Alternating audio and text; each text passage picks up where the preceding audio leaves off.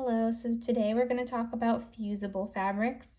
Fusible is a type of fabric that has glue on one side and on the other it is a solid color. For the most part, fusible comes in black and white, and you would use this to reinforce a fabric that you would use for tailoring or for embroidery. For the most part, your fabric should be pre-washed before you use fusible so that it does not affect the way that the fabric is after it's washed and dried, because although that this adheres to the back of any type of fabric you would use it for, it will have a different effect on different types of fabrics. For the most part, you would use this on a woven fabric. I've been using this when making masks. I use a fusible layer to kind of add as like one less layer of penetration for like germs and stuff.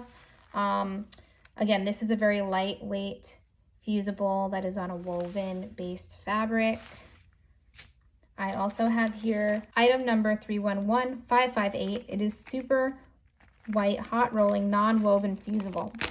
So the fun thing about this type of fusible is that it is much lighter weight. It does not necessarily have a grain line, so you can kind of tear it and stuff.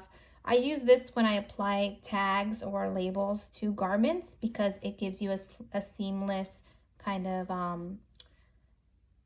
more durability to your woven labels, and then I would hand sew them or machine sew them to attach to my garment. Depending on the weight of the fabric or the weight that you want to apply to your fabric, this is great to be used in collars or facings because it is still very, very lightweight. It washes and wears very well also, and it's very soft against the body. Let's see. Oh, this one's really great. So this is item number 323062. It is a white double fusible interfacing. So this is more of like a webbing type interfacing where again there is no grain line, and you can use this for doing hems. It's very similar to stitch witchery, which I have some of. I'm not very keen on using stitch witchery. It is just, I think, a very temporary fix, or if you're looking to do a backing on a collar or a neckline or a neckband that needs reinforcing, and you can just buy this on the roll. It's a little bit more easy to have access to, and it is good to use at home in case like your hem comes undone on a pair of trousers or on a blouse or something. But it is very similar to this, which you can buy by the yard. Again, I use this in hems for the most part. When I need to double face fabrics, you just sandwich this in between and then it will adhere either side of the fabric to each other. It is double-sided, which means that it will melt on either side, so you definitely want to be sure that you have fabric on either side of it when you use this.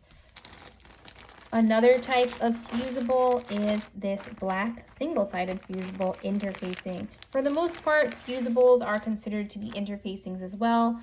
This is item number 313485, and it has more of a stretchy weight to it.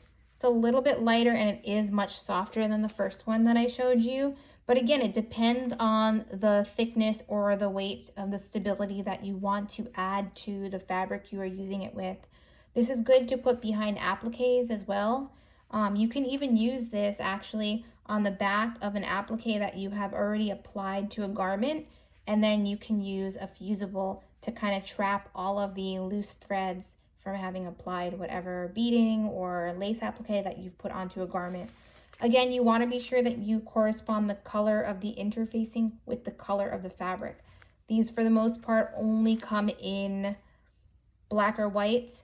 Fusible interfacing has the glue, where a sewn-in interfacing, which is used more for tailoring in men's jackets, women's suiting, etc., does not have the fusible for the most part. That is fusible interfacing for you, and you can find all of these qualities on the website.